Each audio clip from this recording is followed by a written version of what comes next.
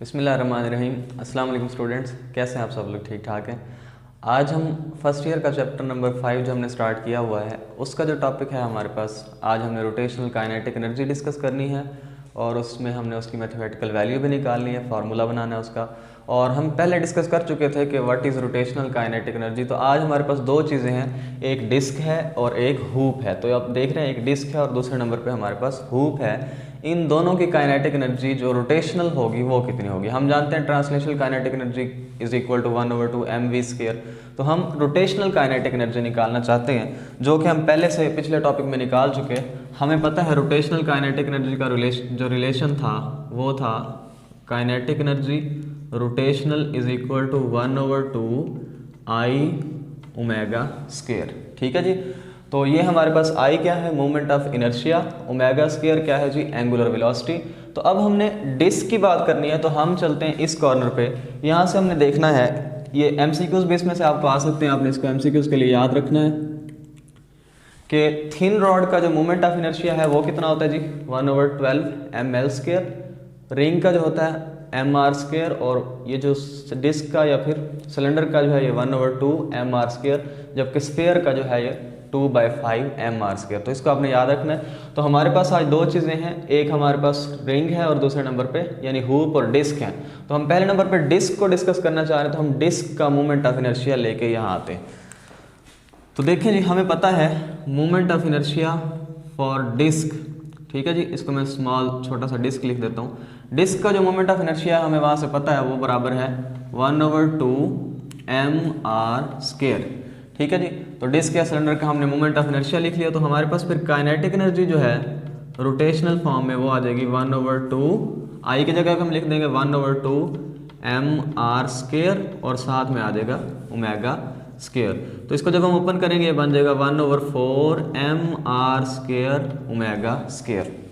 तो स्टूडेंट्स हमें पता है r² ω² जो है ये लीनियर वेलोसिटी के साथ अगर इसका रिलेशन देखें तो हमारे पास वो आता है v is equal to r ω, और अगर हम इसका स्केयर कर रहे हैं तो ये भी r² और ω² हो जाएगा। तो फिर हम इस जगह पे लिख सकते हैं v का स्केयर। ठीक है। तो हमारे पास फिर काइनेटिक एनर्जी रोटेशनल जो आ जाएगी वो आएगी kinetic energy rotational is equal to 1/4 m वैसे आ जाएगा, और r² ω² की जगह पे हम लिख देंगे v²।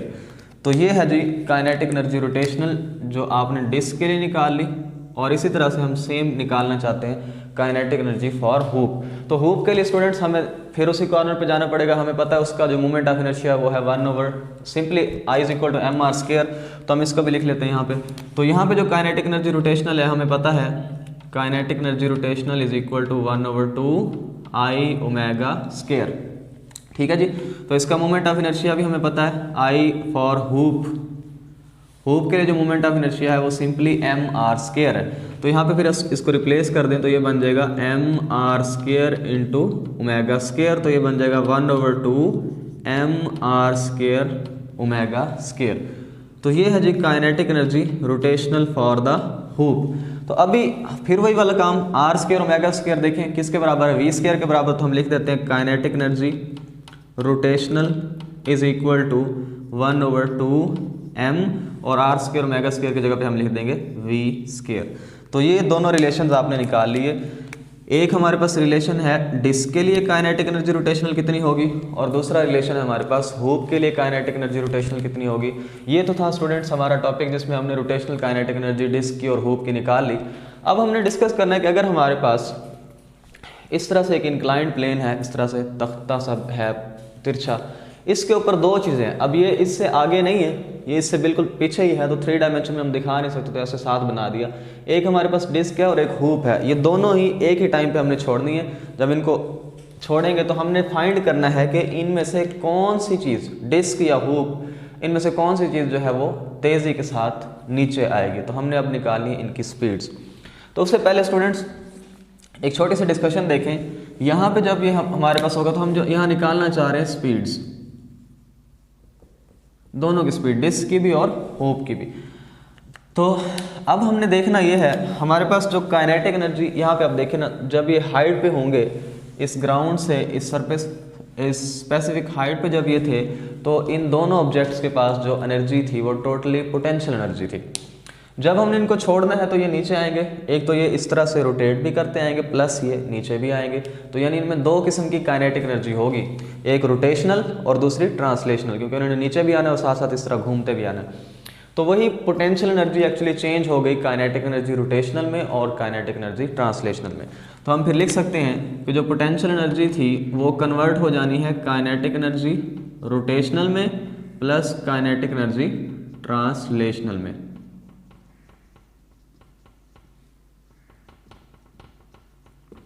ओके जी, तो यहां से देखें हमारे पास, हम पहले डिस्क के लिए निकाल लेते हैं,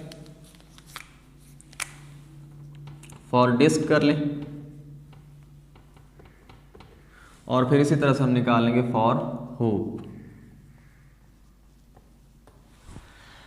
तो स्टूडेंट्स हम निकाल चुके हैं काइनेटिक एनर्जी रोटेशनल डिस्क के लिए, वो क्या थी जी 1/4 mr²। तो फिर हम पोटेंशियल एनर्जी की जगह पे यहाँ लिख देंगे, पोटेंशियल एनर्जी की जगह पे आ जाएगा mgh इज इक्वल टू, अब काइनेटिक एनर्जी रोटेशनल कितनी है जी 1/4 mv², यहाँ रिप्लेस कर दें 1/4 mv², और काइनेटिक एनर्जी ट्रांसलेशनल हमें पता है 1/2 mv²।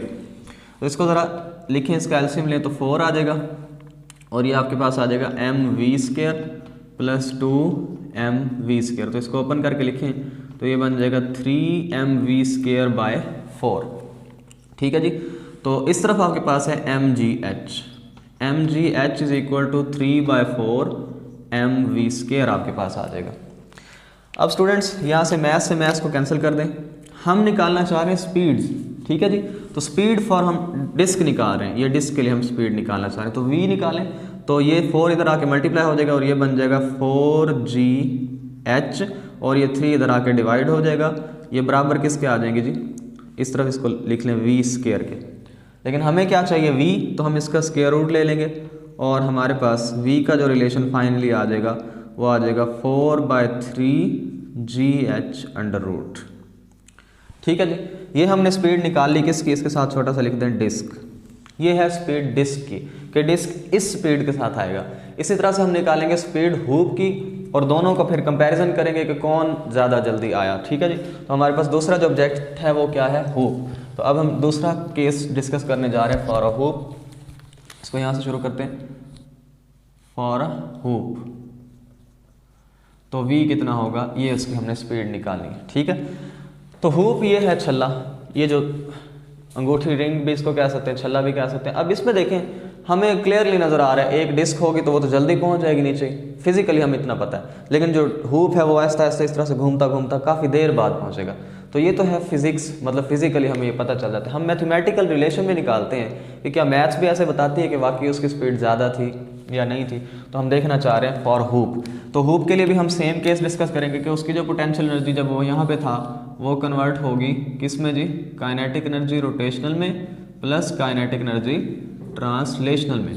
ठीक है जी, rotational plus kinetic energy translational. तो फिर लिख लें mgh, इसकी काइनेटिक एनर्जी रोटेशनल कितनी है जी, यहाँ से देख लें 1/2 mv², ये देखें 1/2 mv²।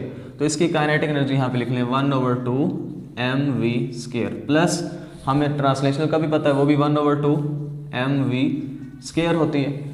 तो इन दोनों को सम करें तो हाफ प्लस हाफ एक फुल mv² हो जाएगा, mv² is equal to mgh।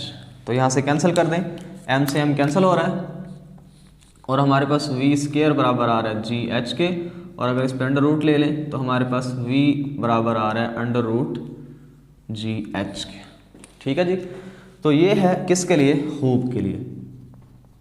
अब स्टूडेंट्स इनको हम कोई इक्वेशंस का नाम दे देते हैं, इक्वेशन ए का नाम दे लें इसको और इसको कह लें बी।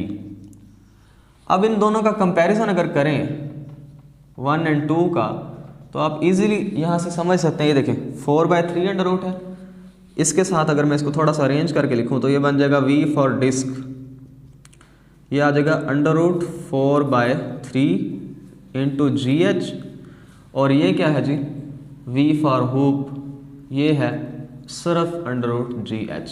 अब देखिए 4/3 है, फैक्टर 1 से बड़ा आएगा, इसका मतलब कौन सी बड़ी है स्पीड हमारे पास, हम फाइनली कह सकते हैं कि जो डिस्क की स्पीड है v for disc is greater than v for hoop. और कितना फैक्टर बढ़ी है, तो आप 4/3 का अंडर रूट निकालें तो ये 1 पॉइंट समथिंग आते हैं, 1.15 तक आता है आपके पास आंसर।